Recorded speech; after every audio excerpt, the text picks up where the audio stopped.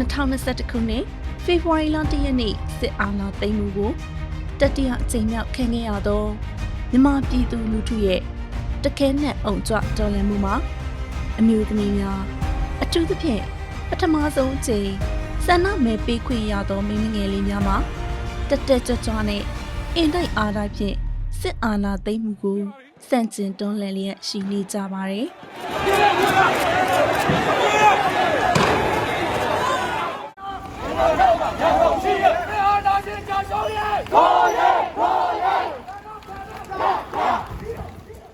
အနေနဲ့ရရရှိဆန္ဒပြမျိုးသမီးထုမှာ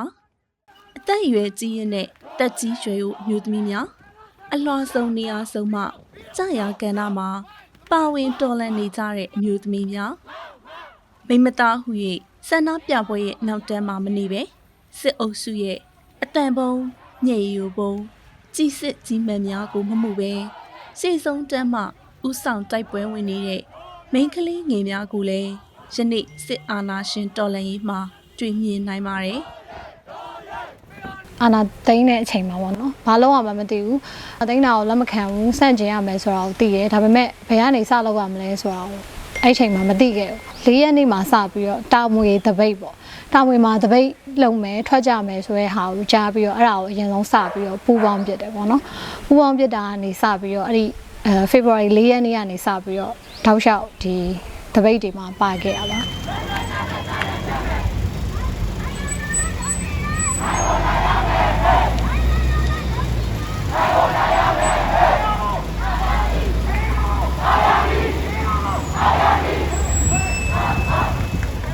ကျမက2000ခွန်ကနေစပြီးတော့ဗောနော်ဒီ2000ခွန်ရွှေဝိုင်းအောင်ဒေါ်လာရေးမှာလည်းစပြီးတော့မှနိုင်ငံရေးကိုစတင်ပြီးတော့မှ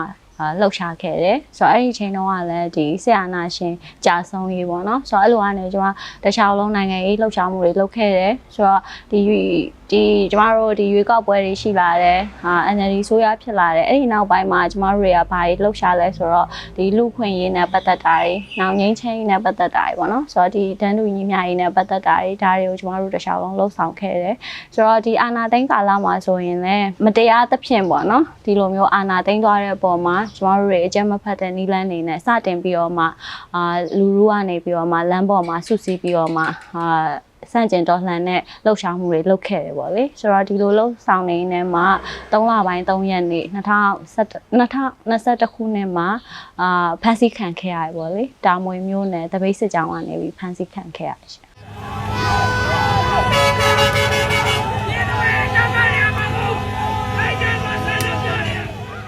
ငြိမ်းချမ်းစွာဆန္ဒပြနေကြတဲ့မြန်မာပြည်တဝန်းမှာရှိတဲ့ဒီမိုကရေစီတိုက်ပွဲဝင်သူများကို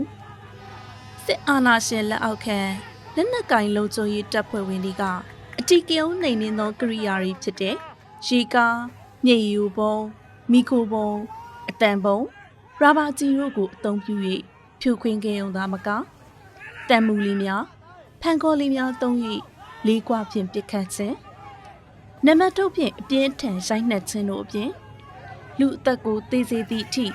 စနိုက်ပါများကြီးစစ်ကြီးမှန်များကိုပါအသုံးပြု၍ကြမ်းတမ်းစွာဖြိုခွင်းခဲ့ပါတယ်။တနတ်တွေနဲ့ပေါ့နော်ကျမတို့ဒီငိမ့်ငိမ့်ချမ်းချမ်းနဲ့ဘာလက်နက်မှမပါဘဲနဲ့ဆန္ဒပြပြီးတော့မှကြွေးကြော်တန်တွေတိုင်းနေတဲ့လူလူကိုဒီတနတ်တွေနဲ့ပြစ်ပြီးသွားလို့ရှင်ကျမတို့ဘက်ကတယောက်ထိသွားပြီကျမတို့ဘက်ကလူတွေကိုထိသွားပြီသူတို့ပြစ်လိုက်လို့ထိသွားပြီဆိုသူတို့အချင်းချင်းဟေးဆိုအဲ့လိုဝမ်းသာအားရနဲ့ပေါ့နော်ပြီးတော့ရင်သူတို့ချင်းချင်းလက်ဝါးချင်းရိုက်ကြတယ်ပြီးတော့ရင်သူတို့အချင်းချင်းမင်းပြစ်လိုက်လို့ထိသွားတယ်ဆိုတော့အဲ့လိုဂုံယူတဲ့ဥစ္စာမျိုးတွေပေါ့လေဆန္ဒပြပွဲများစတင်ပြီးမကြာမီမှာပဲစစ်အာဏာရှင်လက်အောက်ခံရဲတပ်ဖွဲ့ကကြည်စစ်များကိုအုံပြု၍ရက်ဆက်ကြမ်းတမ်းစွာဖြိုခွင်းမှုများကြောင့်ဖေဖော်ဝါရီလ9ရက်နေ့နေ့လယ်မှာနေပြည်တော်မှဆန္ဒပြကြောင်းသူအသက်19နှစ်အရွယ်မမြတ်သွဲ့ခိုင်ဦးကောင်းကိုကြည်ထိမှန်ပြီးကြဆုံးခဲ့ရပါတယ်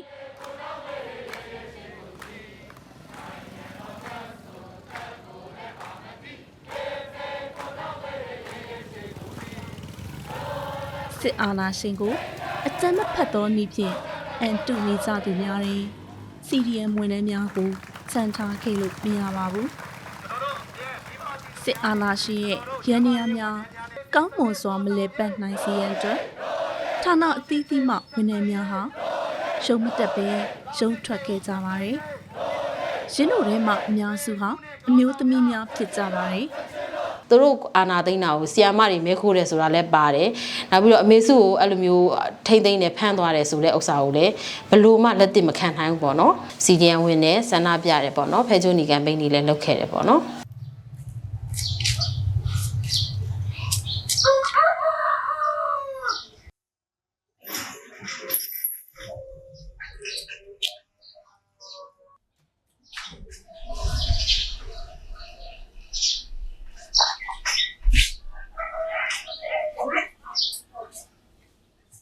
ကျမက CDN ဆရာမတစ်ယောက်ဖြစ်တယ်။ဘာလို့ CDN လောက်ခတာလဲဆိုရင်အာဏာရှင်ကိုမကြိုက်ဘူး။မတရားသဖြင့်အာဏာသိမ်းထားတာကိုလက်သင့်မခံနိုင်ဘူး။အဲ့ဒါကြောင့်မို့ CDN လောက်လိုက်တာပါ။သူတို့ရဲ့အစိုးရကိုအထောက်အကူမပြုနိုင်ဘူးဖို့အတွက်ပေါ့နော်။ CDN မလုပ်ဘူးဆိုရင်သူတို့အစိုးရရဲ့တောက်တိုင်အဖြစ်ဖြစ်သွားမှာဆိုလို့ကျမ CDN လောက်ခဲ့တာပါ။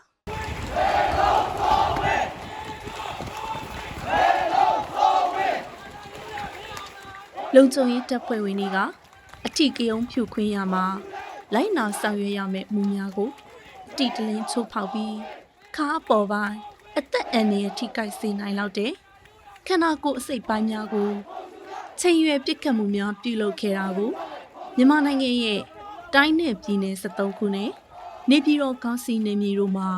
အကြမ်းဖက်နှိမ်နင်းခဲ့တဲ့ဆန္ဒပြပွဲပြုခွင့်မှုတွေမှာထင်ရှားစွာတွေ့မြင်ရပါတယ်။ထို့ပြင်လက်နက်မပါတဲ့အဖမ်းဆီးခံအမျိုးသမီးများကိုရိုက်နှက်နှိပ်စက်ခြင်းလိမ်မိုင်းဆိုင်ရာစော်ကားသောစကားများဖြင့်ကြမ်းတမ်းစွာပြောဆိုခြင်းများကိုလည်းလုံခြုံရေးတပ်ဖွဲ့ဝင်များကပြုလုပ်လျက်ရှိနေပါတယ်။စစ်ကြောရေးမှာဆိုရင်ဒီအမျိုးသမီးငယ်လေးကိုဆိုရင်အုပ်စုဖွဲ့ပြီးတော့မှလိမ်မိုင်းဆိုင်ရာညှဉ်းပန်းနှိပ်စက်တာတွေအများကြီးရှိတယ်။ဆိုတော့ဒီယောက်ျား၄-၅ယောက်လောက်ကဝိုင်းပြီးတော့မှအဲ့မိန်းကလေးတယောက်ကိုလေးဘက်ထောက်ခိုင်းပြီးတင်မားတွေကိုနံပါတ်3နဲ့ရိုက်တာမျိုးတွေတော့ဓာတ်ပုံတွေရိုက်တာတွေတော့ပြီးတော့အဲ့ဒီဓာတ်ပုံတွေကိုသူတို့ချင်းချင်းအဲ့လိုပြန် share ပြီးတော့မှအရသာခံကြရမျိုးဒါမျိုးတွေအများကြီးပဲမျိုးသမီးကြုံရတယ်ပေါ့လေ။ចောင်းသူအရွယ်နဲ့တက်လက်ပိုင်းမျိုးသမီးတို့ဟာစစ်အာဏာရှင်ကိုစန့်ကျင်မှုအကြမ်းမဖက်သောနည်းဖြင့်တော်လှန်ရန်ပြေလက်နက်ကိုင်းတော်လှန်ရေးလမ်းစဉ်ကိုရွေးချယ်ကတော်ကိုခဲ့ကြပါတယ်။မကြာခဏဆိုသလိုအိမ်ကိုလွမ်းတယ်။ငါမြို့ငါပြန်ကျင်တယ်။ဒုက္ခဆိုတာလက်ရှိဒုက္ခကပဲအကြီးဆုံးလို့ထင်မြင်စေမိတတ်တဲ့ဟုတ်ရောင်မှားမှုလေးတွေမဟုတ်လား။သို့ပေမဲ့အမြဲဒုက္ခတွေကပိုကြီးလာတယ်။ဒီထက်ဆိုးတဲ့ဘဝတော့မရှိတော့ဘူးဆိုပြီးညီးလိုက်တာ။အခြေအနေတွေကတိုးပြီးသားဆိုးလာရော။မနှက်ဖန်အတွက်ရိတ်ခါမကြံတော့ဘူးလေ။လက်နက်ကင်မှုလူတက်ရနိုင်ခြေရှိတဲ့အလုပ်ကိုလုပ်ဖို့ဆိုတာအရန်ခက်တယ်။နောက်မျိုးဆက်ထိကျမတို့ရဲ့အနာတရားတွေပါမသွားဖို့သူတို့မခံစားရဖို့အတွက်ဒါအလုပ်ကိုလုပ်ရမယ်ဆိုတဲ့ဆုံးဖြတ်ချက်မျိုးတစ်လလောက်ကြာစဉ်းစားလိုက်ရတယ်။အဲဆုံးဖြတ်ချက်ကိုချဖို့ပေါ့နော်။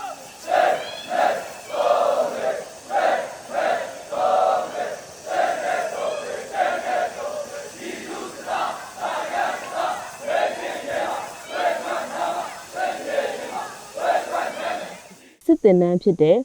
ကျမတို့စစ်ပေါင်ကိုကျမတို့တွတ်သွင်းခံရတယ်ဆိုတော့အဲ့ဒီဟာကအရန် shock ဖြစ်တယ်ပေါ့နော်ဘလောက်ပဲစိတ်ဓာတ်မာကြောပါတယ်ပြောဒါပေမဲ့အခုဒီနောက်ပိုင်းမှာဒါကိုလက်ခံနိုင်မှုခံယူနိုင်မှုကိုရင်လက်ခံနိုင်မှုမဟုတ်ဘူးတခြားသူပါကိုကဒီပေါင်တွေကိုတွတ်သွင်းမှုဒါရည်ရွယ်ချက်တစ်ခုရည်မှန်းချက်တစ်ခုကြောင့်ဒါအလုပ်လုပ်နေရတယ်ဆိုတော့အလုပ်သဘောကိုနားလည်ဖို့ဖြည့်သိမ့်နိုင်သွားပြီပေါ့နော်လက်ခံနိုင်သွားပါပြီကျွန်တော်တို့တင်တန်းမှာလန်တဝက်နဲ့အပီးထိမလိုက်နိုင်တဲ့သူတွေရှိတယ်မအိမ်ပြန်ကျင်လို့ပဲဖြစ်တော့၎င်းကျမကြီးအဖြစ်တော့၎င်းဒီလိုမျိုးတွေခြံခဲ့ရတဲ့သူတွေရှိတယ်ဆိုတော့အဲ့ဒါတွေကိုကျွန်တော်ပြန်သုံးသပ်ကြည့်လိုက်တော့အဓိကစိတ်ဓာတ်ဖြစ်တယ်စိတ်ဓာတ်ခိုင်မာမှုပြတ်သားမှုဒါအရေးကြီးဆုံးပဲ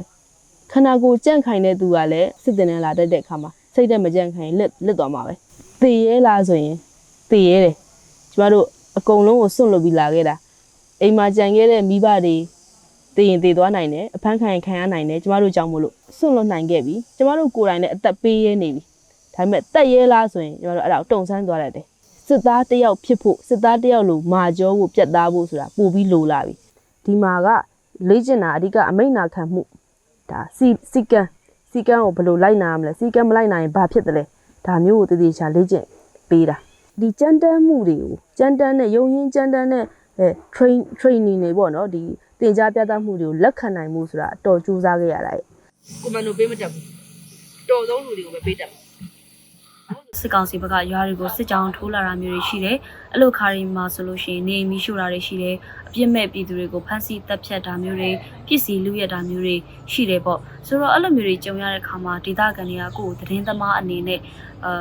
အာကိုတကြီးနဲ့ပေါ့နော်။သူတို့ကတော့ဖြစ်ဒီလိုမျိုးတွေကြုံရတယ်။ဒီလိုကိစ္စကိုသူတို့ဒီတိုင်းပဲမကြော်သွားချင်ဘူး။သူတို့ဒီလိုမျိုးခံစားရတဲ့အရာတွေကိုဒီတခြားသူတွေကိုလည်းသိအောင်သူတို့ပြောပြခြင်းနဲ့သူတို့သတင်းအကြောင်းကတော့သိပြီးတော့နားမလည်ဘူးဒါပေမဲ့ကုညီပါအောင်ဆိုတာမျိုးပေါ့အဲ့လိုမျိုးတွေသူတို့ဘက်ကပြောလာတဲ့အခါမှာကိုယ်တိုင်ကသတင်းတောက်ဖြစ်တဲ့အတွက်ကြောင့်မလို့ဒါအင်တာဗျူးတွေလုပ်တယ်နောက်ပြီးတော့သူတို့အကြောင်းဒီသတင်းတွေရေးပြီးတော့တခြားသူတွေကိုပြန်ပြီးပြောပြနိုင်တယ်ပေါ့ဒီတိုက်ပွဲတွေဆိုလို့ရှိရင်လည်းဘယ်နေရာမှာတော့ဖြည့်တိုက်ပွဲဖြစ်သွားတယ်စစ်ကောင်စီဘက်ကဘယ်လောက်တည်တယ် PDF ကဘာတွေဖြစ်သွားတယ်ဆိုတာလောက်တည်းမကတော့ပဲနဲ့ပေါ့ဒီတိုက်ပွဲမှာဘလို့တွေဖြစ်ခဲ့တယ်ဒီ PDF တွေဘက်ကဆိုလို့ရှိရင်လည်းဘလို့တွေစွန့်စားမှုတွေရှိတယ်ဒီတိုက်ပွဲဖော်ဆောင်တဲ့အခါမှာဘလို့ခက်ခဲတွေရှိခဲ့တယ်ဒါမျိုးတွေအသေးစိတ်ကအစားပေါ့နော်ဒီပြောတင်တဲ့လောက်ပေါ့ကို့အနေနဲ့ဒီသတင်းကနေတစင်ပြည်သူတွေကိုပြန်ပြီးတော့ပြောပြခွင့်ရတယ်ဆိုတော့ဒီသတင်းတောက်အလုပ်ကသူတို့တွေကိုကူညီနိုင်တယ်နောက်ပြီးတော့အမှန်တရားကိုလည်းချပြနိုင်တဲ့အလုပ်ဖြစ်တဲ့အတွက်ဒါကို့အနေနဲ့တကယ်ပဲလှုပ်လေပို့ပြီးတော့သဘောကျနှစ်သက်တဲ့အလုပ်ဖြစ်လာလေပေါ့ဆိုတော့ဒါမျိုးတွေကြောင့်မလို့ပဲကို့အနေနဲ့ဆက်ပြီးတော့သတင်းတွေရေးသားပြီးတော့သတင်းတောက်အလုပ်ကိုဆက်လုပ်ဖြစ်နေတဲ့အကြောင်းရင်းပါဟုတ်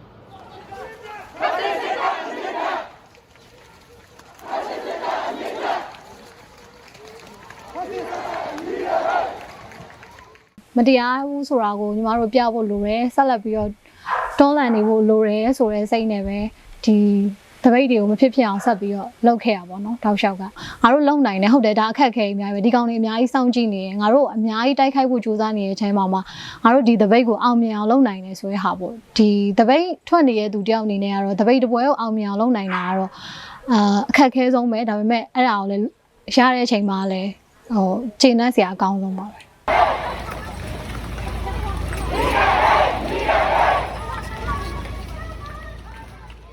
ဒီမိုကရေစီရေးလူ့အခွင့်အရေး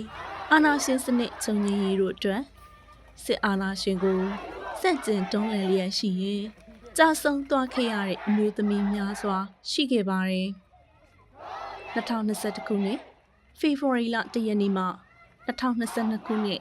ဒီဇင်ဘာလ31ရက်နေ့ထိစစ်အာဏာရှင်အုပ်စုရဲ့အကြမ်းဖက်နှိပ်စက်တပ်ဖြတ်မှုကြောင့်ကြာဆုံးခဲ့ရသူအသက်19နှစ်မှ59နှစ်ကြားအမျိုးသမီး328ဦးအထိရှိခဲ့ပြီးယုံကြည်ချက်ဖြင့်အကျဉ်းချခံရသူ2619ဦးရှိတယ်လို့နိုင်ငံရေးအကျဉ်းသားများကူညီစောင့်ရှောက်ရေးအသင်း AAPP ရဲ့စာရင်းများအရသိရပါတယ်။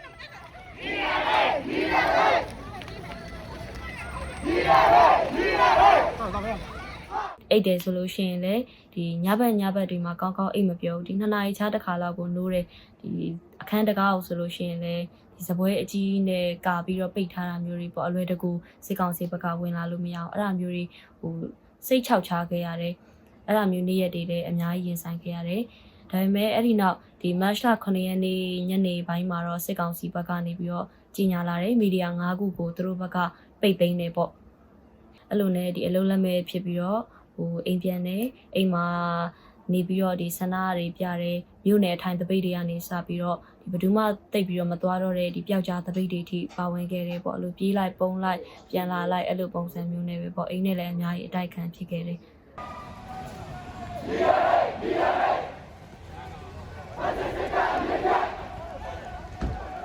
ဒီအာနာသိမ့်ပြီးဖြစ်စဉ်နောက်ပိုင်းမှာစီးပွားရေးဆိုလို့ရှိရင်လည်းတည်ရတိုင်းပဲအကုန်လုံးကျဆင်းလာတယ်လူမှုရေးနောက်ကျန်းမာရေးပေါ့အဖက်ဖက်ကတော့မြန်မာနိုင်ငံမှာလက်ရှိကတော့အဖက်ဖက်ကတော့ကျဆင်းနေတဲ့အခြေအနေပါပဲညီမကတော့လက်ရှိမှာပေါ့နော်ပြောင်းလဲသွားတာကတော့ပုံမှန်တည်ကြရှိနေရလုံးမရှိတော့ဘူးဝင်မရှိတော့ဘူးဒီကြားထဲမှာပြီးတော့အိမ်ပြန်လို့မရတော့ဘူးအဲ့လိုမျိုးပဲပေါ့ညီမတို့လိုပဲတပိတ်လူငယ်တွေရောနောက်ထပ်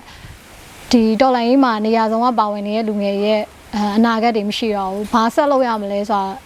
ညီမအပါဝင်ညီမထင်ပါတယ်အကုန်လုံးကဘာဆက်လုပ်ရမလဲဆိုတော့တော်လိုင်းရေးလုပ်မယ်လို့ပဲတွေးနေကြတာများပါတယ်ဘာနောက်အနာဂတ်ဘာဖြစ်မလဲဆိုတော့လက်ရှိမှာမတွေးနိုင်ကြတော့ဘူးဒီတော်လိုင်းရေးပြီးမှရမယ်ဒီတော်လိုင်းရေးနိုင်မှရမယ်ဆိုတဲ့စိတ်တစ်ခုပဲ ဒီလူငယ်အကုန်လုံးမှရှိနေကြတာပေါ့နော်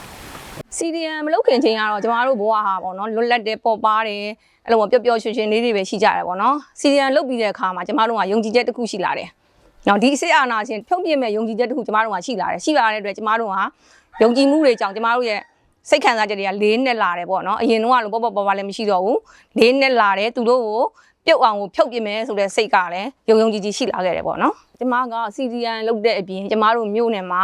CDM တွေကိုလှုံ့ဆော်ပေးတဲ့သူဖြစ်ကျမကို905နဲ့ဖမ်းဝရထုတ်လိုက်တယ်နော်ရိုးရိုး CDM တွေတောင်ခက်ခဲမှာတော့905တယောက်ကပို့ပြီးခက်ခဲလာတယ်အဓိကခက်ခဲတာနေစရာမရှိတာပေါ့နော်နေစရာမရှိဘူးအာဏာရှင်တွေစစ်တပ်ရဲ့ရုံမာမှုတွေကြောင့်သူတို့ကလက်ခံတဲ့လူကတရားစွဲမယ်ဆိုဘယ်သူမှလက်မခံနိုင်ကြဘူးကျမတို့အဲ့တော့နေစရာခက်ခဲဖြစ်လာတယ်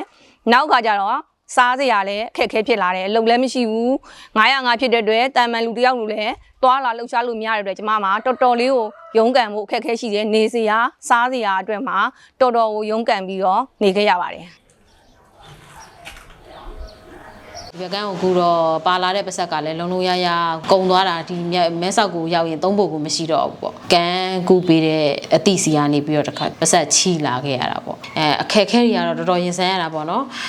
ပတ်ဆက်ကလည်းလက်ထက်မရှိရောအိမ်ငှားဖို့အဆင်မပြေမနေ့ပြဿနာဖြေရှင်းပြီးတော့အိမ်လေးတစ်လုံးငှားမယ်ဆိုပြီးတော့ငှားမရအောင်ငှားပြီးတော့စပြီးတော့မုံရောက်ပေါ့နော်မုံရောက်ပြီးတော့ဒီမှာအဲ့လိုလေးနေလိုက်တယ်ပေါ့ဒါထောပတ်စီလေထောပတ်စီကိုဖမ်းမကတ်အောင်လို့ထည့်တာရောင်းကောင်းတဲ့နေ့တွေရှိသလိုရောင်းမကောင်းတဲ့နေ့တွေလည်းအများကြီးရှိတာပေါ့နော်အဲ့လိုပဲကိုစားဝတ်နေရေးအတွက်ဟိုတော်တော်လေးဖြည့်ရှင်းရတာပေါ့ဒါပဲဟယ်လိုဝါအတွက်မဟုတ်နှစ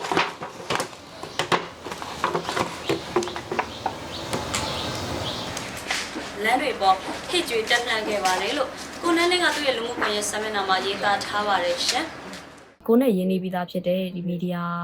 ာနယ်ပယ်ကနေပြီးတော့စစ်ကောင်စီကိုစန့်ကျင်တာကပို့ပြီးတော့ထိရောက်မှုရှိမယ်ပေါ့အဲ့လိုမျိုးခံယူချက်နဲ့အလုပ်လျှောက်တယ်တကယ်လည်းအလုပ်ရသွားတယ်အဲ့ဒီခါမှာဟိုလွမြောက်နေမျိုးလာရမယ်ပေါ့ဆိုတော့မိဘတွေကအဲ့တုန်းကဟိုစိတ်မချဘူးအခုထိလည်းသူတို့စိတ်မချပါဘူးအဲ့တုန်းကဟိုငိုကြတယ်ပေါ့တိန်သားတော့အဲ့လိုမသွားပါနဲ့ဟိုအဲ့လိုမျိုးထွက်သွားလို့ရှင်ဘယ်တော့မှပြန်တွေ့ရမယ်မှမသိဘူးပေါ့နော်အဲ့လိုမျိုးပြောပြီးတော့ဟိုငိုကြတယ်ကိုယ်အနေနဲ့လည်းတကယ်စိတ်မကောင်းဒါပေမဲ့ဒီဥစ္စာကဟိုကိုခံယူထားတဲ့ခံယူချက်အရာလှုပ်တဲ့အရာဖြစ်တယ်ဒါလှုပ်ကိုလှုပ်ရမယ်တကယ်လို့များမလှုပ်ခဲ့ဘူးဆိုလို့ရှိရင်ဒါနောက်နာရမယ့်အရာဖြစ်တယ်အဲ့လိုမျိုးခံယူထားတဲ့အတွက်ဟိုအာတင်ပြီးတော့ထွက်လာခဲ့တယ်ပေါ့ထုတ်တွေဆွဲပြီးတော့အဲ့လိုနဲ့မှဒီလွမြောက်နေမျိုးကိုရောက်လာခဲ့တယ်ကိုအနေနဲ့လွမြောက်နေနေလာမယ်ဆိုတဲ့အချိန်မှာဒီဘက်ကရဲဘော်တချို့ကနေပြီးတော့လမ်းမှာလာခေါ်ပေးတယ်ဒါပေမဲ့လည်းသူတို့လာခေါ်တဲ့အချိန်မှာတနက်ကင်ထားတဲ့သူတွေ့တာနဲ့ကိုအနေနဲ့ကြောက်နေတာပေါ့ဘာဖြစ်လို့ကြောက်တာလဲဆိုတော့ဒီမြို့ပေါ်မှာနေတဲ့အခါမှာဆိုရင်လည်းဒီကိုယ့်ရဲ့မျက်စိရှိမှတင်ကိုပဲဒီပြီးတော့ဒီကြားရတာတွေလည်းရှိတယ်ပေါ့ဒီစစ်ကောင်စီဘက်ကဒီဆန္ဒပြပွဲတွေဆိုလို့ရှိရင်လည်းတနက်ပြစ်ဖောက်ဖြိုခွင်းတာတွေနောက်ပြီးတော့ဒီလမ်းမှာဆိုလို့ရှိရင်လည်းမထင်သလိုပြည်သူတွေကိုတားဆစ်ပြီးတော့ဖမ်းတာတွေပြီးတော့ဟိုတနက်နဲ့ဒီလိုပဲဟိုကြက်ငှက်တက်တယ်လို့မျိုးပြစ်တက်လိုက်တာမျိုးတွေကမြင်နေကြားနေရတဲ့အခါမှာစိတ်မလုံခြုံမှုတွေကဒီဘက်ရောက်လာတဲ့အထိကိုကပ်ပါလာတယ်ဆိုတော့တနက်ကင်ထားတာအဲ့လိုမျိုးလူမြင်တာနဲ့ကိုကြောက်စိတ်ကဖြစ်မိတယ်ဒါပေမဲ့တကယ်တမ်းမှာသူတို့ကဒီကိုယ်အနေကင်းလုံခြုံနဲ့ဒီတွားဖို့လိုတဲ့နေရာအထိကိုလိုက်ပို့ပေးတယ်နောက်ပြီးတော့ဒီရောက်လာတဲ့အခါမှာလည်းသူတို့မျိုးဟိုဖက်ရွက်နဲ့မိုးထားတဲ့အိမ်လိုမျိုးမှာတခါမှမနေဘူးပေါ့ပြောလို့ရှိရင်ဒီလိုမျိုးဟိုဝလုံးတွေနဲ့လှုပ်ထားတယ်ပေါ့နော်ကြမ်းခင်းနေပါတယ်ကလည်းအဲ့လိုမျိုးမှာတခါမှမအိပ်ဘူးတဲ့ချိန်မှာအိမ်မပြောတာမျိုးတွေလည်းရှိတယ်နောက်ပြီးတော့ကိုရောက်လာတဲ့အချိန်ကမိုးရသည်ဖြစ်တဲ့အခါကျတော့ဟိုဖားအော်တန်နေအင်းဆက်အော်တန်နေကလည်းအရန်ဆူတယ်ကိုကကျတော့အဲ့လိုမျိုးအတန်ဆူညံတာနဲ့ဘယ်လိုမှအိမ်မရတဲ့သူမျိုးဆိုတော့ညဘက်တွေဆိုလို့ရှိရင်ဟိုအိပ်ရတာဘယ်လိုမှအဆင်မပြေဘူးဒါပေမဲ့အဲ့လိုမျိုးနဲ့မအိပ်ပျော်ဘဲနဲ့ကြံခဲ့မယ်ဆိုရင်ကျတော့လေမီးရမရှိတဲ့ခါကျလုံးဝမှောင်မဲနေတဲ့အချိန်မှာကိုကတရေကလည်းကြောက်တတ်တယ်အဲ့လိုမျိုးဆိုတော့ဟိုကြောက်ကလည်းကြောက်တယ်အိတ်ကလည်းမပြောဘူးအဲ့လိုမျိုးပေါ့ဒီလိုမျိုးအိမ်သားတွေပါသွားမယ်ဆိုရင်တော့မှဒီ full flash မီးလေးကင်ပြီးတော့သွားရတယ်ဒီဘက်ဒီမှာဆိုလို့ရှိရင်ဟိုမြို့ပေါ်မှာလိုမျိုးမီးဖွင့်လိုက်တာမီးခလုတ်ဖွင့်လိုက်တာနဲ့မီးမလာဘူးရေဖွင့်လိုက်တာနဲ့ရေမလာဘူးပေါ့အိမ်သားမှာရေသုံးစရာရှိတာမျိုးတွေဆိုရင်တော့မှကိုဟာကိုရေကချိုးပြီးတော့ခတ်ထည့်ထားရတယ်အဲ့လိုမျိုးပေါ့ဟိုရေချိုးတာကအစားပေါ့ရေကပုံမှန်မလာဘူးဆိုတော့သူတို့ပေးတဲ့အချိန်ခဏလေးမှာရေဆိုလို့ရှိရင်လည်းခံပြီးတော့ဒီထားရတယ်ဒီမှာအိမ်3နာရီလည်းရှိတယ်ဒီအိမ်သားတွေ3နာရီမျိုးလည်းရှိတဲ့ခါကျတော့ ရေရအိမ်မှာချိုးလို့မရဘူးဆိုတော့ဒီနွေရာသီနဲ့ဆောင်းရာသီဆိုလို့ရှိရင်ချောင်းမှာရေသွားချိုးရတယ်မိုးရာသီကျတော့မိုးတွေရွာတော့ရေနောက်တဲ့ခါကျတော့ရေရင်းမှာရေသွားချိုးရတယ်ပေါ့အဲ့လိုနဲ့ဒီလိုမျိုးရောက်ခါစားတော့ရေချိုးမယ်ဆိုတဲ့အခါမှာဒီရေရင်းမှာရေချိုးတဲ့ခါကျတော့ထမင်းရှားနဲ့ချိုးကြတယ်ကိုယ့်အနေနဲ့ကျတော့သူများရှိမှာပေါ့နော်အဲ့လိုမျိုးထမင်းရှားကြီးနဲ့ရေချိုးတဲ့အဲ့ဒီအလေးထားရပုံမှန်ဟုတ်မနေဘူးကွယ်ဆိုတော့အဲ့လိုမျိုးထမင်းဆိုင်နဲ့ရေချိုးတာဟုတ်ပါပြီပေါ့ဆက်ပြားဘယ်လိုတက်ရမလဲပေါ့အဲ့လိုနဲ့ပဲဒီရောက်ခါစားဆိုလို့ရှိရင်တပတ်လောက်ဒီလက်လောက်ပဲဆက်ပြားတိုက်ပြီးတော့ပြီးွားတာပေါ့ဒီအဲ့လိုမျိုးဘယ်လိုဆက်ပြားတိုက်ရမလဲကိုယ့်ကမသိဘူးကွယ်သူများရှိမှဘယ်လိုလုပ်ရမလဲပေါ့အဲ့လိုမျိုးနဲ့အဲ့လိုတိုင်ပတ်ခဲ့ရတဲ့နေ့လည်းများတယ်ပေါ့ ဒီလိုအသက်ဘေးကနေတိုက်ပွဲဝင်ရင်ဆရာနာရှင်ကိုတော်လှန်နေတဲ့လူငယ်တဦးကအာနာသိန်းစာမှာတော့အခြားသူတွေနေတူလက်သုံးချောင်းထောင်းရင်လမ်းမပေါ်ထွက်ခဲ့ဘူးပါတယ်။အဲ့ဒီလိုကနေအခုချိန်မှာတော့တက်ရင်တက်ဖွဲ့တစ်ခုရဲ့ဦးဆောင်သူတဦးဖြစ်နေပါပြီ။ အမျိုးသမီးသတင်းတောက်တယောက်အနေနဲ့ရင်ဆိုင်ရတဲ့အခက်အခဲဆိုတာထက်ပေါ့ဒီကာလမှာအမျိုးသမီးသတင်းတောက်ရောအမျိုးသားသတင်းတောက်ရောရင်ဆိုင်နေရတဲ့အခက်အခဲကအလုံးနီးပါးတူညီကြမှာပါအဲ့ဒီထဲကဆိုရင်ဒီကာလကလူချင်းတွေ့ပြီးတော့သတင်းမေးဖို့ဆိုတာထက်ပေါ့နော်ဒီသတင်းတကူကူသိရတယ်ဆိုရင်ဒီဖုန်းကနေဆက်သွယ်ပြီးမေးမြန်းပြီးတော့သတင်းရတာမျိုးတွေကပိုများတယ်ဆိုတော့အဲ့လိုခါမျိုးတွေမှာသတင်းတူတွေပို့ပြီးတော့ကြုံရနိုင်တယ်ဒါကြောင့်သတင်းမှန်မှန်စီစစ်ရတာမျိုးတွေကဒီသတင်းတောက်ရဲ့ဒါစိန်ခေါ်မှုပဲပေါ့ဒီကာလမှာစီစစ်ဖို့ကလည်းပို့ပြီးတော့ခက်ခဲတယ်နောက်ပြီးတော့ဒီကျမဆိုလို့ရှိရင်အခုရောက်နေတာလုံးမြောက်နေပြီဆိုတော့ဖုန်းလိုင်းအင်တာနက်လိုင်းတွေလည်းမကောင်းမှုခက်ခဲတယ်ရှေ့ရက်ကဆိုရင်မိုးရီအသေးအတန်ရွာတော့ဒီမြေပြိုတဲ့တက်တိုင်ကျိုးတာတွေဖြစ်ပြီးတော့2ရက်လောက်ပေါ့နော်ဖုန်းလိုင်းရောအင်တာနက်လိုင်းရောအကုန်လုံးပြတ်သွားတယ်ဒီလိုမျိုးခြေအနေတွေကလည်းရံဖန်ရကကြုံရတယ်ပေါ့ဒီမိုးတွေအရင်ရွာတာနဲ့ကိုလိုင်းတွေကပြတ်သွားတာမျိုးပေါ့ဆိုတော့အဲ့ဒါတွေအပြင်မှာစစ်ကောင်စီကဒီမီဒီယာသမားတွေကိုပါပြစ်မှတ်ထားပြီးတော့တိုက်ခိုက်တာမျိုးတွေရှိတယ်။ကျွန်မတို့ဆိုရင်လည်းဒီစစ်တပ် lobby Telegram channel တွေမှာဒီဓာတ်ပုံတွေအချက်လက်တွေနဲ့အဲ့လိုမျိုးတင်တာမျိုးတွေလည်းရှိတယ်ဆိုတော့ဒီကျွန်မတင်မကဘူးတခြားမီဒီယာသမားတွေဆိုလို့ရှိရင်လည်းအဲ့လိုပဲသူတို့ကိုယ်တိုင်ရဲ့လုံခြုံရေးရောသူတို့မိသားစုတွေရဲ့ဒီလုံခြုံရေးရောစိုးရိမ်ရတာမျိုးရှိတယ်ဆိုတော့ဒီတစ်မျိုးနဲ့သွားလာဖို့ဆိုလို့ရှိရင်လည်းမလွယ်ဘူး။ဒီကျွန်မအနေနဲ့ဆိုလို့ရှိရင်လည်းဒီကနေဒီမျိုးပေါ်ပြန်သွားဖို့ဆိုလို့ရှိရင်ဒါမဖြစ်နိုင်ဘူးပေါ့အဲ့လိုမျိုးဒီအသက်အန္တရာယ်လုံခြုံရေးနဲ့ဆိုင်တဲ့ဒီစိန်ခေါ်မှုတွေလည်းသတင်းတောက်တွေအားလုံးဒီပါကြုံရပါတယ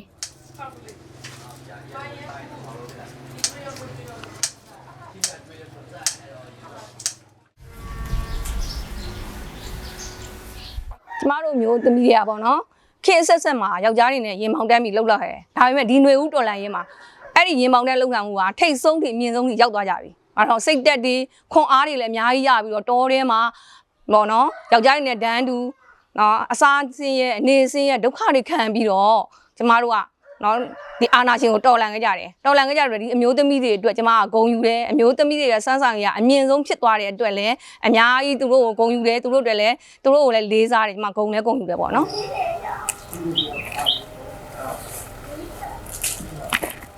်ယုံကြည်ချက်ရှိရှိတိုင်ခဲ့ကြရဲကျမတို့ရဲ့ကြွေးကြော်တန်တွေပေါ့လေအဲ့ဒီကြွေးကြော်တန်တွေကိုကျမတို့အလဲမှာထားပြီးတော့အဲ့လိုယောက်ျား၄၅6ယောက်9ယောက်လောက်ကဝိုင်းပြီးတော့ဗောနော်အဲ့လိုတယောက်ကတိုင်ပေးလိုက်တယ်တို့ကြောင့်သားညီရလားဟဲ့တော့ညီရဟဲ့ဆိုအဲ့လိုအတန်သေးတန်ချောင်းလဲဗောနော်တယောက်ကထား online ပြန်ပြီခရောင်းသွေးတွေညီရလားဟဲ့တော့အတန်သေးတန်အောင်လဲနီးရဟေးဆိုသူတို့အဲ့လိုပြောနေတဲ့အချိန်မှာကျမကသူတို့အလဲမှာအဲ့လိုလက်သုံးချောင်းထောင်ပြီးမတ်တက်ရက်ပေးထားရပေါ့လေဆိုတော့သူတို့စီမှာကျမရဲ့ဓာတ်ပုံ2ပုံရှိရယ်ဆိုတော့ကျမအဲ့ဓာတ်ပုံ2ပုံပြပြီးတော့မှာပေါ့နော်ဆိုတော့ဒီစူးလိမ်မှာကျမဒီဆန္ဒပြထားတဲ့ပုံပေါ့လေဆိုတော့အဲ့ပုံကဒီလက်သုံးချောင်းထောင်ထားတယ်အလံကင်ထားတယ်မတ်တက်ရက်ထားတယ်ပေါ့လေဆိုတော့အဲ့ပုံထဲကအတိုင်းကျမကိုမတ်တက်ရက်ခိုင်းထားတယ်လက်သုံးချောင်းထောင်ခိုင်းထားတယ်ဆိုတော့လက်နဲ့နေနေအောင်မှာပုံထဲကလည်းမတူသေးဘူးပုံထဲမှာတိထက်ပိုမြင့်တယ်လေဆိုတော့အဲ့လိုမျိုးမြင်ပြီးထောင်ခိုင်းထားတယ်ပြီးတော့ဘေးမှာအဲ့လိုကြွေးကြော်တန်တွေကိုတိုင်နေပေါ့လေဆိုတော့တိုင်ပြီးတော့မှကျွန်တော်အဲ့လိုမျိုးတွေနဲ့တခြားလုံးဒီ9ရက်လုံးပေါ့လေသူတို့တွေစစ်ဆေးရနေရောညရောပေါ့ဆိုတော့အဲ့လိုကနေပြီးတော့မှနောက်ဆုံး9ရက်မြောက်နေ့မှာဒီဖြစ်စဉ်ပေါ့လေကျွန်တော်တို့ဘာကြောင့်ဖန်ခံလာရရဲဆိုတဲ့ဥစ္စာကိုဖြစ်စဉ်ကိုလက်ရင်းနဲ့ကိုရေးခိုင်းပြီးတော့မှဒီလက်ပွေနှိပ်ရတယ်ပေါ့လေဆိုတော့နှိပ်ပြီးတော့မှအဲ့ဒီနေ့မှာပဲကျွန်တော်တို့တခြားဆောင်ပြောင်းလိုက်တာပေါ့ဆိုတော့ main ကလေး3ယောက်ထဲကိုအဆောင်ပြောင်းလိုက်တယ် ပြောင်းပြီးတော့တခြားလူတွေကိုတက်တက်ခွဲထားလိုက်တာပေါ့ခွဲထားလိုက်တော့ကျမတို့မိန်းကလေး3ယောက်တည်းအဲ့အဆောင်တီးတန်းရောက်သွားတယ်ရောက်သွားပြီးတော့မှကျမတို့နဲ့အတူတူဖမ်းခံလာရတဲ့လူတွေက26ရက်နေ့ပေါ့နော်3လပိုင်း26ရက်နေ့မှာတော်တော်များများပြန်လွတ်သွားကြရပေါ့လေကျမတို့ကြံခဲ့တယ်အဲ့ဒီနောက်ဆက်တွဲကတော့နောက်ရက်တွေမှာတခြားလုံးပေါ့လေဒီတပိတ်စစ်ကြောင်းတွေကဖမ်းလာတဲ့သူတွေရှိရဒလန်တိုင်လို့ပါလာတဲ့သူတွေရှိရပေါ့လေမျိုးစုံအဲ့လိုဖမ်းဆီးခံလာရတဲ့လူတွေတဖြည်းဖြည်းများလာရပေါ့ထောင်ထဲမှာကျမ8လနေပါလောက်နေခဲ့ရတယ်ပေါ့လေ10လပိုင်းမှာကျမပြန်လွတ်လာရပေါ့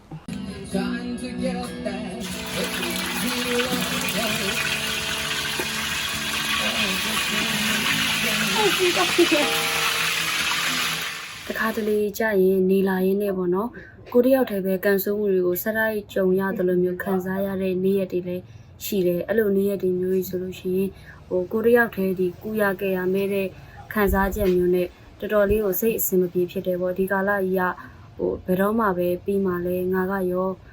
ဘယ်တော့မှလွတ်မြောက်နိုင်မှာလဲဒါကြီးကိုကြော်ဖြတ်နိုင်အောင်မလားဆိုတော့အဲ့လိုခံစားချက်မျိုးဖြစ်မိတယ်ဒါပေမဲ့အဲ့လိုအခါမျိုးတွေမှာဆိုလို့ရှိရင်ကိုယ့်အကိုတယောက်တည်းငိုစရာရှိတာငိုပြီးသွားလို့ရှိရင်ပြန်ပြီးတော့အကြောတင်းရတာပေါ့အေးနင်ကနေ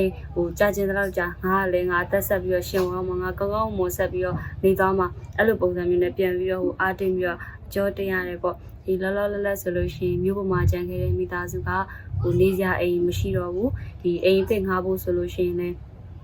းဒီစာချုပ်ချုပ်ဖို့ကဒီ6လတစ်နှစ်ပေါ့နော်အဲ့လိုမျိုးချုပ်ဖို့ကြတော့ကို့အနေနဲ့လည်းဒီပတ်စံမတက်နိုင်လို့ဆွေမျိုးတွေကိုအကူအညီတောင်းတဲ့အ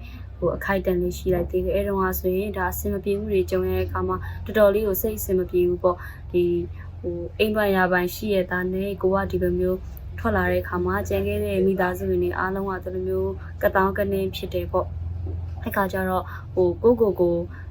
အပြစ်တင်စိတ်လည်းဖြစ်တယ်မိသားစုပေါ်မှာအာဏာစိတ်လည်းဖြစ်မိတယ်နောက်ပြီးတော့ဒီလိုမျိုးခက်ခဲနေတဲ့အချိန်မှာကိုတက်နိုင်တာကလည်းဘာမှမရှိတဲ့အခါမှာတော်တော်လေးစိတ်မကောင်းဖြစ်ရတယ်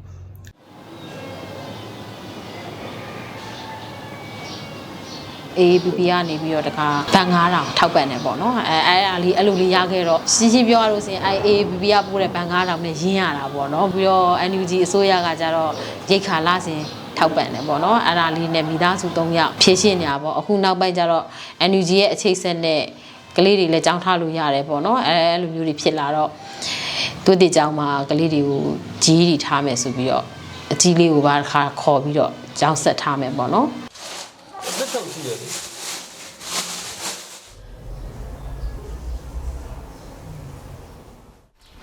်ကျမတို့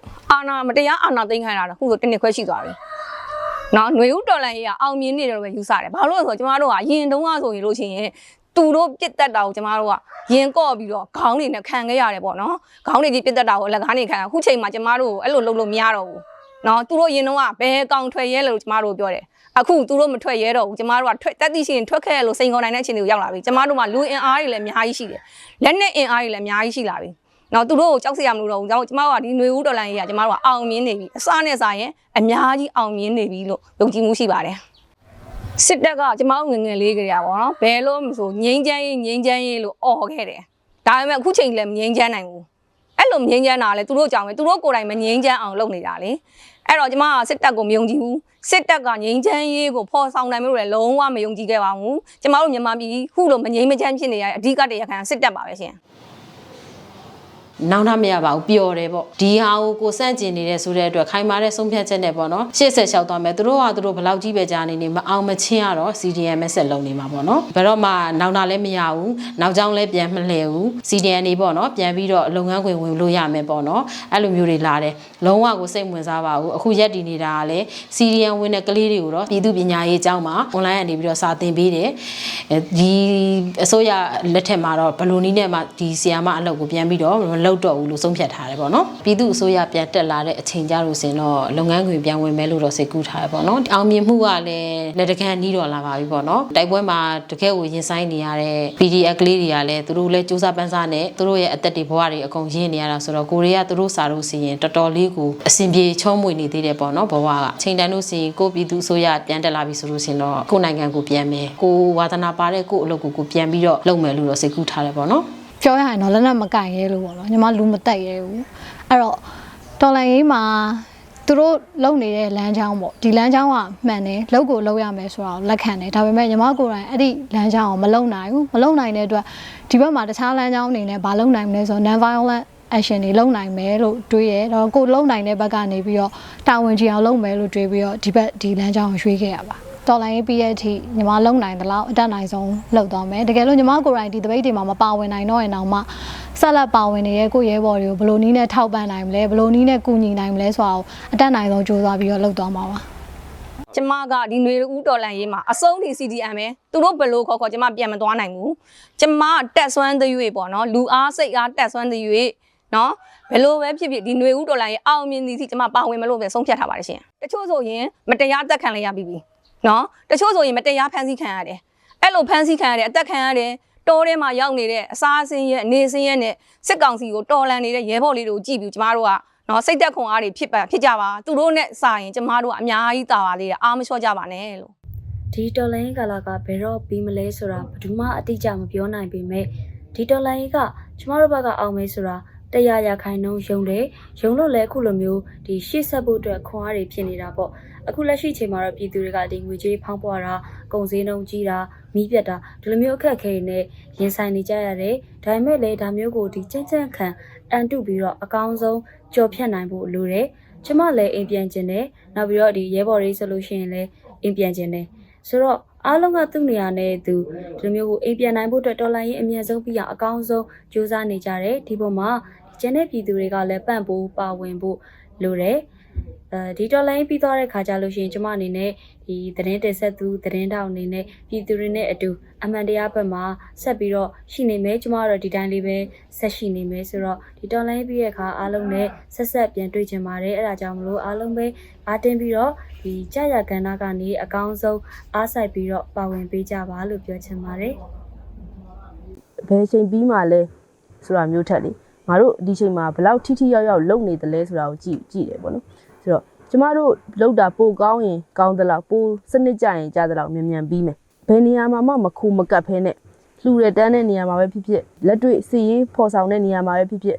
နိုင်ငံရေးအရာစကားပြောတဲ့နေရာမှာပဲဖြစ်ဘယ်နေရာမှမခုမကပ်ဖဲနဲ့အလုပ်လုပ်နေကြရဆိုရင်တော့မြန်ပြီးမယ်ဒီတော်လန်ရေးပြီးတဲ့အထိဆက်အာဏာရှင်စနစ်ချုပ်ငြိမ်းသည့်အထိအ ਨੇ ဆုံးဒီတက်အတွက်တာဝန်ထမ်းဆောင်မယ်လို့ဆုံးဖြတ်ထားတာဖြစ်တယ်9နှစ်လည်းဖြစ်ရင်ဖြစ်မယ်9နှစ်လည်းဖြစ်ရင်မယ်10နှစ်လည်းဖြစ်မယ်10စုနှစ်တခုလည်းကြော်ရင်ကြော်သွားလိမ့်မယ်ဒါကအရေးမကြီးဘူးပေါ့နော်ကျမတို့ကစနစ်ကိုတိုက်ဖြတ်ဖို့အလောက်တော့အချိန်ယူရမှာပဲကိုယ့်ရဲ့ငကိုပုံစံပေါ့နော်မေ့သွားမှာငကိုပုံစံကိုပြန်မရောက်တော့မှာစစ်ဒီအတိုင်းဝိုင်းကထွက်ပြီးသွားရင်တောင်မှရက်သားပုံစံကိုရပါတော့မလားပေါ့နော်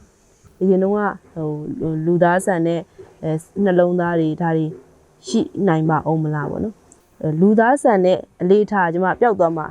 ခုနဆုံးရှုံးသွားမှာကြောက်တယ်စွန့်လွတ်ရမှာကြောက်တယ်ကျမမျှော်မှန်းထားတာတော့လောလောဆယ်မှာဒီတော်လန်ရေးအောင်မြင်သွားတဲ့အချိန်အာဏာရှင်စနစ်ပြတ်သုံးသွားတဲ့အချိန်ဒီကျမအလုပ်လုပ်မယ်လို့မျှော်မှန်းထားပါတယ်ဒါပြီးရင်ဘာလုပ်မလဲဆိုတော့စိုက်ပျိုးရေးပဲလုပ်ချင်တယ်ပေါ့နော်အပင်လေးတွေကိုပြုစုယူရတဲ့အလုပ်မျိုးပေါ့နော်ဒီလိုမျိုးအလုပ်မျိုးနဲ့ပဲအသက်မွေးချင်ပါတယ်လေသမားကြီးလုပ်မယ်ပေါ့နော်ဒီຫນွေဦးတော်လန်ရေးမှာအဆုံးထိ CDM ပဲစနစ်ကိုတိုက်ဖြတ်ဖို့အလောက်တော့အချိန်ယူရမှာပဲဒီတော်လိုင်းကကျမတို့ဘက်ကအောင်မယ်ဆိုတာ100%ယုံတယ်ဘလိုနည်းနဲ့မှဒီဆီယာမအလုပ်ကိုပြန်ပြီးတော့မလုပ်တော့ဘူးတော်လိုင်းရေးပြီးတဲ့အထိညီမလုံနိုင်တယ်လို့အတက်နိုင်ဆုံးလုပ်သွားမယ်